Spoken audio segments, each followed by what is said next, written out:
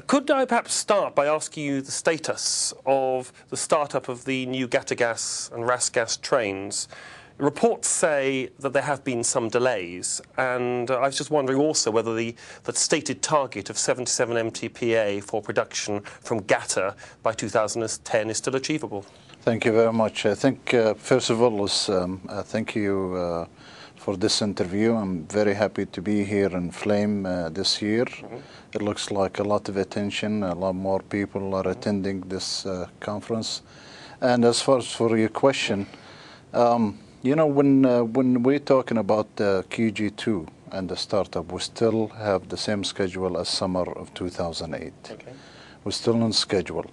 Now, a lot of people say, can you give me a date? I say, this is very difficult, because when you have a pioneering technology for large trains, they're 7.8 million tons. Yeah. It's, you know, it's not an easy thing to predict if those machines will start immediately, and it could be then we're in good hands. Our aim is the safety of the plant and the people, and the quality of the product when it's finished, because we're going to be serving our customer for the next 25 years, and that's what counts, and longer after that. Absolutely. So that's what our main focus is: safety and the quality of the project. And the other trains and the Gas 3 and 4? I think they're all still on schedule, based on what we get updated regularly. But like I said, you know, when we have a huge, you know, projects like this, there is a huge amount of people workforce on those trains.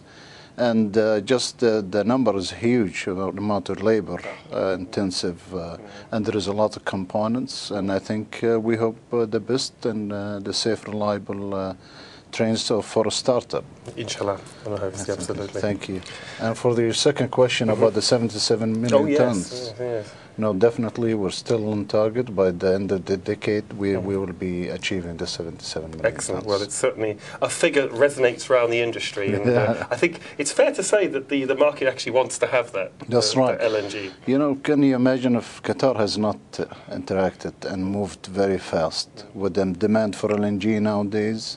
Qatar has made a quick decision, and we're lucky because a lot of the consumers worldwide will be in big trouble. A very forward-thinking and excellent decision, I must admit. Which actually brings me interestingly to about the markets that you're going to be targeting, because my understanding is when the Gas trains were initially developed, Train 4, that's Gas 2, was targeted really at the UK, and then later in France when Total joined the project, and then the Train 5 and Train 6 at the USA. But there are some reports that some of the volume from Qatar is being diverted into Asia, obviously, to achieve the higher prices. And I wonder whether you could comment on this diversion, you know, of the volumes, and what really how this links into your marketing strategy. Yeah. Thank you very much. You know, our strategy as a state of Qatar or Qatar LNG is to have 1/3, 1/3, 1/3, 1/3 Asia, 1/3 Europe, 1/3 United States. And we have built the infrastructure of receiving terminal, like in Wales and Golden Pass in the United States, and other terminals.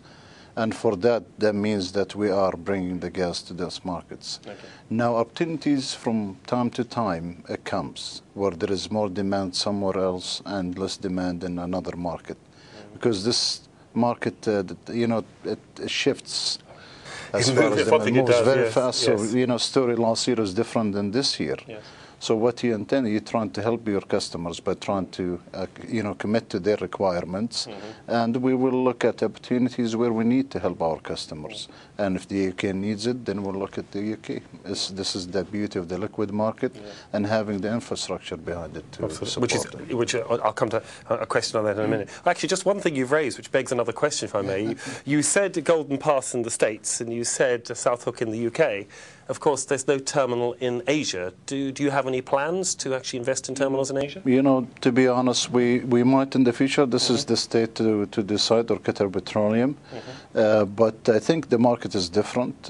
Where you have most of Europe, they have a huge infrastructure of pipeline, so the source of supply is more diverse than Asia. Asia is more of, they like to own their own terminal, most of the buyers, because they want the direct source of supply to come to them, less flexibility. It just allows them security more than anywhere else. So it's different markets.